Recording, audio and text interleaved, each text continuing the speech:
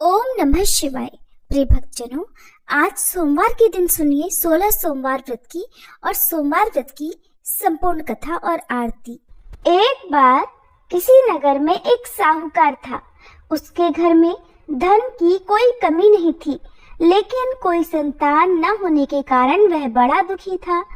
संतान प्राप्ति के लिए वो हर सोमवार को व्रत रखता था और पूरी श्रद्धा के साथ शिव मंदिर जाकर भगवान शिव और माता पार्वती की पूजा किया करता था। उसकी भक्ति देखकर एक दिन माँ पार्वती प्रसन्न होकर भगवान शिव से साहूकार की मनोकामना पूर्ण करने का निवेदन करती हैं। पार्वती जी के आग्रह पर भगवान शिव ने कहा, हे देवी, इस संसार में हर प्राणी को उसके कर्मों का फल मिलता है और जिसके भाग्य में जो हो उसे भोगना ही पड़ता है। लेकिन पार्वती जी ने साहूकार की भक्ति देखकर उसकी मनोकामना पूर्ण करने की इच्छा व्यक्त की। माता पार्वती के आग्रह पर भगवान शिव ने साहूकार को पुत्र प्राप्ति का वरदान तो दिया, लेकिन उन्होंने बताया कि ये बालक केवल 12 वर्षों तक ही जीवित रहेगा। माता पार्वती और भगवान शिव की इस संवाद को साहूकार सुन रहा था, इसलिए उसे न तो इस बात की खुशी हुई और न ही कोई दुख, बल्कि वो पहले की तरह ही शिव जी की पूजा करता रहा। कुछ समय के बाद साहूकार की पत्नी ने एक पुत्र को जन्म दिया। जब वह बालक 11 वर्ष का हुआ तो उसे पढ़ने के लिए काशी भेज दिया गया। साहूकार ने पुत्र के मामा को बुलाकर उसे बहुत सारा धन देते हुए कहा कि तुम इस बालक को काशी विद्या पढ़ने के लिए लेकर जाओ। तुम लोग रास्ते में यज्ञ कराते जाना और ब्राह्मणों को भोजन दक्षिणा देते हुए जाना। दोनों मामा भांजे इसी तरह यज्ञ कराते और ब्राह्मणों को दान दक्षिणा देते काशी नगरी निकल पड़े। इस दौरान रात में एक नगर पड़ा जहां नगर के राजा की कन्या का विवाह था, लेकिन जिस राजकुमार से उसका विवाह होने वाला था वह एक आंख से काना था। राजकुमार के पिता ने अपने पुत्र के काना होने की बात को छुपाने के लिए सोचा, क्यों ना उस साहूकार के पुत्र को दूल्हा बनाकर राजकुमारी से विवाह करा दूं और विवाह के बाद इसको धन देकर विदा कर दूंगा और राजकुमारी को अपने नगर ले आऊंगा। लड़के को दूल्हे के वस्त्र पहनाकर राजकुमारी से विवाह करा दिया गया। साहूकार का पुत्र ईमानदार था, उसे ये बात सही नहीं लगी, इसलिए उसने अवसर पाकर राजकुमारी के दुपट्टे पर लिख दिया कि तुम्हारा विवाह तो मेरे साथ हुआ है, लेकिन जिस राजकुमार के संग तुम्हें भेजा जाएगा वो एक आंख से काना है। मैं तो काशी विद्या पढ़ने जा रहा हूँ। जब राजकुमारी ने चुन्नी पर लिखी बातें पढ़ी तो उसने अपने माता पिता को ये बात बताई। राजा ने अपनी पुत्री को विदा नहीं किया, फिर बारात वापस चली गई। दूसरी ओर साहूकार का पुत्र और उसका मामा काशी पहुँचे और वहां जाकर उन्होंने यज्ञ किया। जिस दिन साहूकार का पुत्र 12 वर्ष का हुआ उस दिन भी यज्ञ का आयोजन था।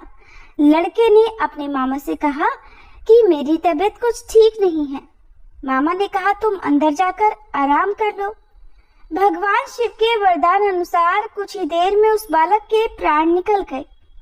मृत भांजे को देखकर उसके मामा ने विलाप करना शुरू कर दिया। संयोगवश उसी समय भगवान शिव और माता पार्वती उधर से जा रहे थे।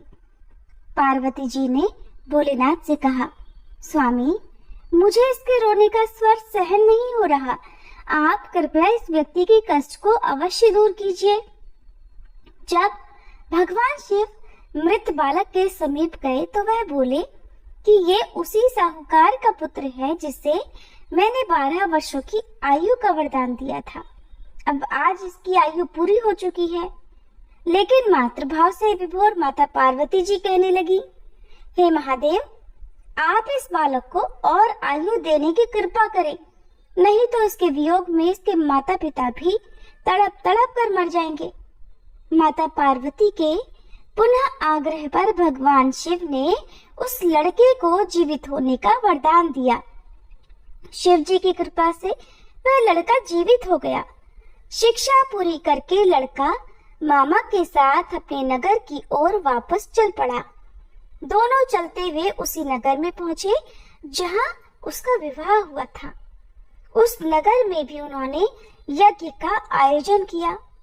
उस लड़के के ससुर ने उसे पहचान लिया और महल में ले जाकर उसकी खूब आवभगत की और अपनी पुत्री को धूमधाम से विदा कर दिया। इधर साहूकार और उसकी पत्नी भूखे प्यासे रहकर अपने बेटे की प्रतीक्षा कर रहे थे। उन्होंने प्रण कर रखा था कि अगर उन्हें अपने बेटे की मृत्यु का समाचार मिला तो वो भी प्राण त्याग देंगे, परंतु अपने बेटे के जीवित होने का समाचार पाकर वे बेहद प्रसन्न हुए। उसी रात भगवान शिव ने साहूकार के स्वप्न में आकर कहा, हे श्रेष्ठी, मैंने तेरे सोमवार के व्रत करने और व्रत कथा सुनने से प्रसन्न होकर तेरे पुत्र को लंबी आयु प्रदान की है। इसी प्रकार जो कोई सोमवार व्रत करता है या कथा सुनता और पढ़ता है, उसके सभी दुख दूर होते हैं और सभी मनोकामनाएं पूर्ण होती हैं। सभी प्रेम से बोलिए भोले शंकर भगवान की जय, माता पार्वती की जय। जिन्होंने श्रद्धा से सोमवार का व्रत किया, ये पावन कथा सुनी और भगवान शिव का पूजन किया, उनके जीवन से समस्त दुख, रोग, शोक और संकट दूर होते हैं। ये व्रत न केवल सांसारिक सुखों को प्रदान करता है, बल्कि भगवान शिव की अपार कृपा से आत्मिक शांति, मोक्ष और चिर सुख की प्राप्ति भी कराता है। अब आइए हम पूर्ण समर्पण और सच्चे मन से भगवान से प्रार्थना करते हैं। हे नीलकंठ भगवान शिव, आप भोले हैं, दयालु हैं, आशुतोष हैं।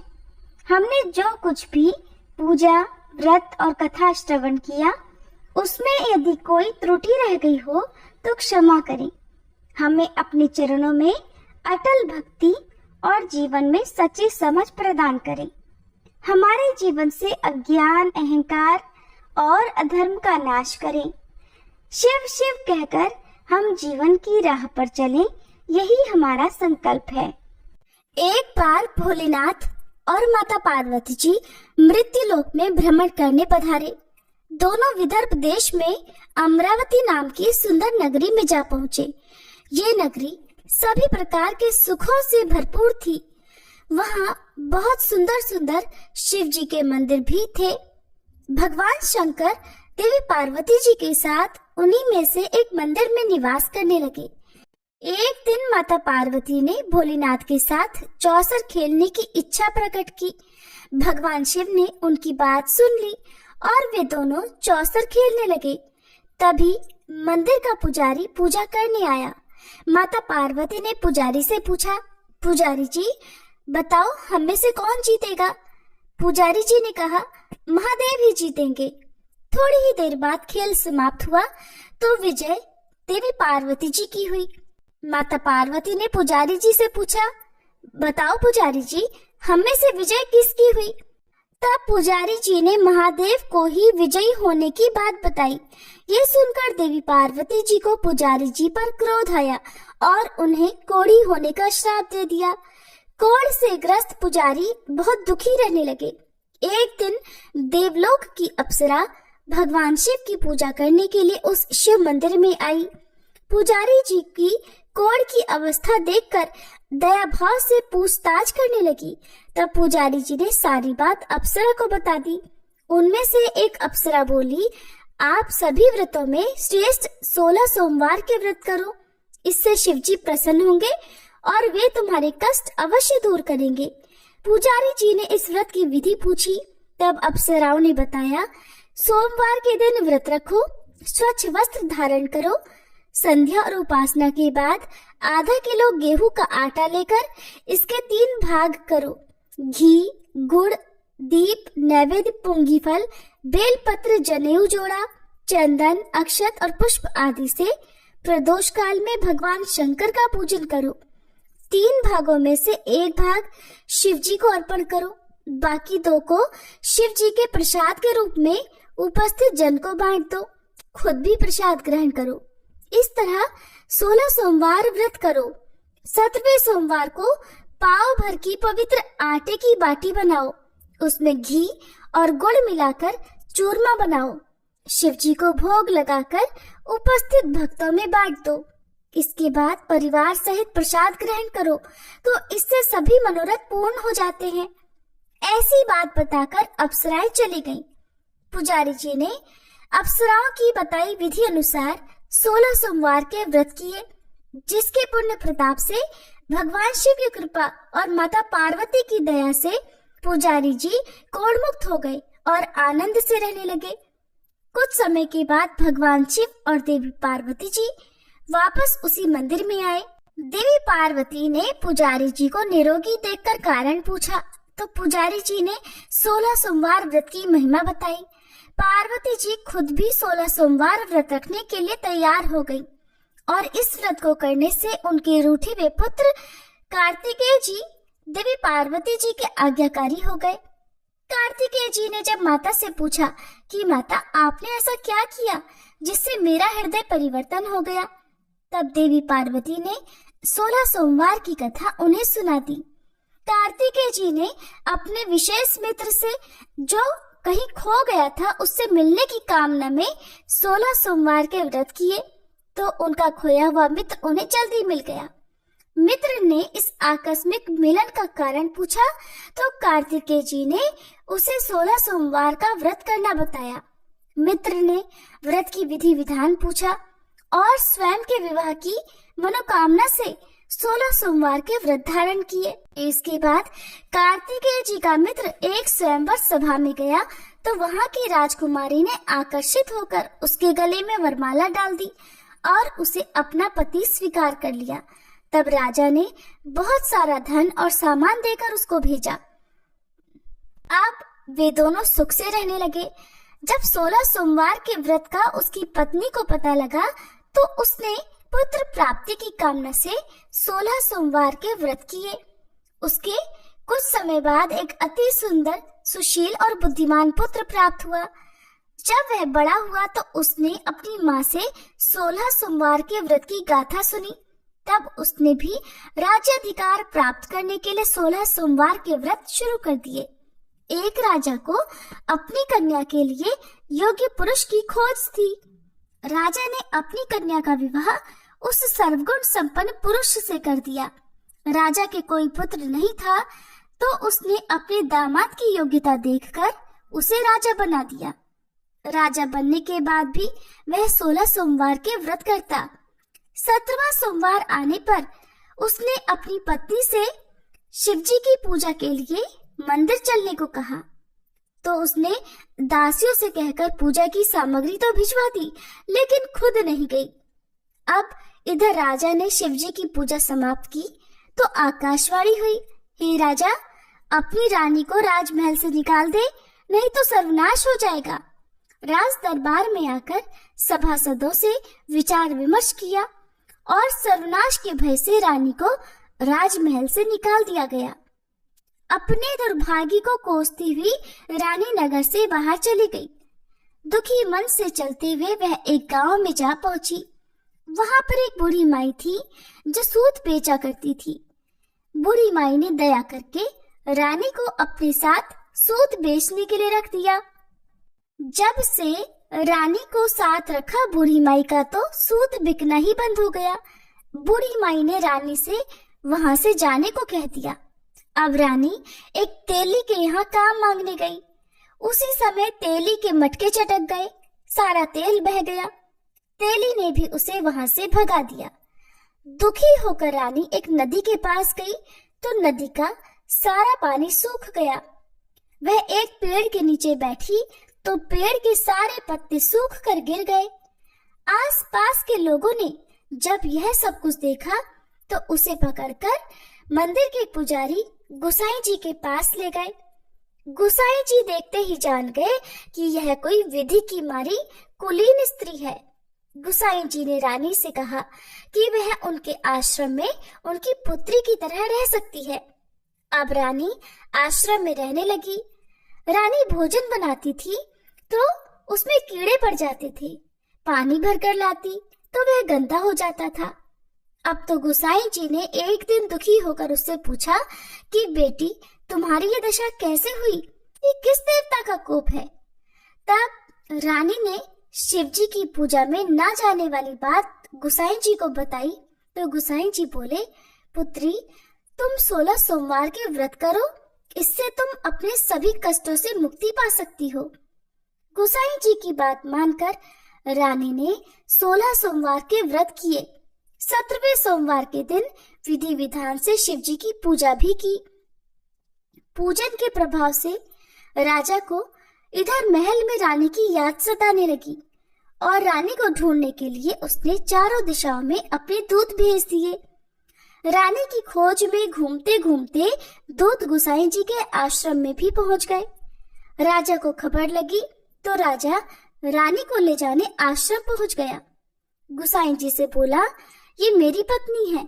शिव जी के क्रोध के कारण मैंने इसे महल से निकाल दिया था।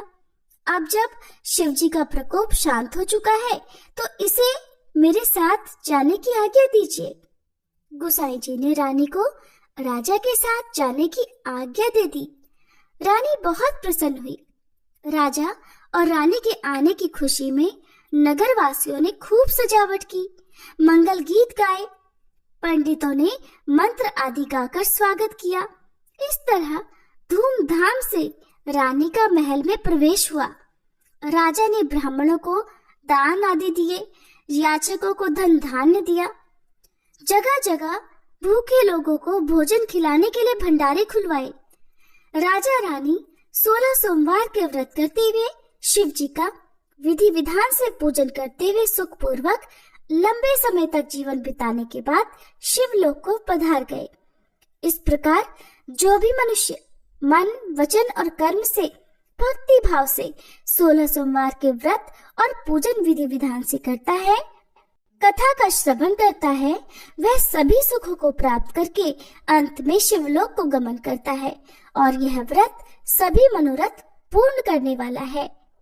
जय गणेश गिरिजा सुवन, मंगल मूल सुजान, कहत अयोध्या दास तुम, देहु अभय वरदान। जय गिरिजापति दीन दयाला, सदा करत संतन प्रतिपाला। भाल चंद्रमा सोहत नीके, कानन कुंडल नाग फनी के। अंग गौर शिर गंग बहाए, मुंड माल तन क्षार लगाए। वस्त्र खाल बाघांबर सोहे, छवि को देखी नाग मन मोहे। मैना मातु की हवे दुलारी, वाम अंग सोहत छवि न्यारी। कर त्रिशूल सोहत छवि भारी, करत सदा शत्रुन क्षयकारी। नंदी गणेश सोहित है कैसे, सागर मध्य कमल है जैसे। कार्तिक श्याम और गणराऊ, या छवि को कही जात न काऊ। देवन जब ही जाय पुकारा, तब ही दुख प्रभु आप निवारा। किया उपद्रव तारक भारी, देवन सब मिली तुम ही जुहारी। तुरत षडानन आप पठायऊ, लव निमेष मह मारी गिरायऊ। आप जलंधर असुर संहारा, सुयश तुम्हार विदित संसारा। त्रिपुरासुर सन युद्ध मचाई, सब ही कृपा कर लीन बचाई। किया तप ही भगीरथ भारी, पुरब प्रतिज्ञाता सुपुरारी। दानिन मह तुम सम को नाही, सेवक स्तुति करत सदाही। वेद नाम महिमा तब गाई, अकथ अनादि भेद नहीं पाई। प्रकटी उदधि मंथन में ज्वाला, जरत सुरासुर भय विहाला। कीन्है दया तह करि सहाय, नीलकंठ तब नाम कहाई। पूजन रामचंद्र जब कीन्हा, जीत के लंक विभीषण दीना। सहस कमल में हो रहे धारी, कीन्हा परीक्षा तब ही पुरारी। एक कमल प्रभु राखे उजोई, कमल नयन पूजन चह सोई। कठिन भक्ति देखी प्रभु शंकर, भय प्रसन्न दिए इच्छित वर। जय जय जय अनंत अविनाशी, करत कृपा सबके घटवासी। दुष्ट सकल नित मोहि सतावे, भ्रमत रहो मोहि चैन न आवे। त्राहि त्राहि मैं नाथ पुकारो, यही अवसर मोहि आन उबारो। ले त्रिशूल शत्रुन को मारो, संकट से मोहि आन उबारो। मात पिता भ्राता सब होई, संकट में पूछत नहीं कोई। स्वामी एक है आस तुम्हारी, आए हरहु मम संकट भारी। धन निर्धन को देति सदाहि, जो कोई जाचे सो फल पाहि। स्तुति के ही विधि करे तुम्हारी, क्षमहु नाथ अब चूक हमारी। शंकर हो संकट के नाशन, मंगल कारण विघ्न विनाशन। योगी यति मुनि ध्यान लगावे, शारद नारद शीश नवावे। नमो नमो जय नमः शिवाय, सुर ब्रह्मादिक पार न पाए। जो यह पाठ करे मन लाई, तापर होत है शंभु सहाय। ऋनिया जो कोई हो अधिकारी, पाठ करे सो पावन हारी। पुत्र होन कर इच्छा जोई, निश्चय शिव प्रसाद ते ही होई। पंडित त्रयोदशी को लावे, ध्यान पूर्वक होम करावे। त्रयोदशी व्रत करे हमेशा, ताके तन नहीं रहे कलेशा। धूप दीप नैवेद्य चढ़ावे, शंकर सम्मुख पाठ सुनावे। जन्म जन्म के पाप नसावे, अंत धाम शिवपुर में पावे। कहे अयोध्या दास आस तुम्हारी, जानी सकल दुख हरहु हमारी। नित नेम कर प्रातः ही पाठ करो चालीसा, तुम मेरी मनोकामना पूर्ण करो जगदीश। मगसर छठी हेमंत ऋतु संवत 64 जान, स्तुति चालीसा शिव ही पूर्ण कीन कल्याण।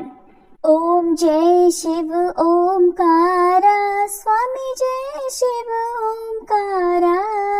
ब्रह्मा विष्णु सदा शिव, ब्रह्मा विष्णु सदा शिव। अर्धांगी धारा, ओम जय शिव ओमकारा।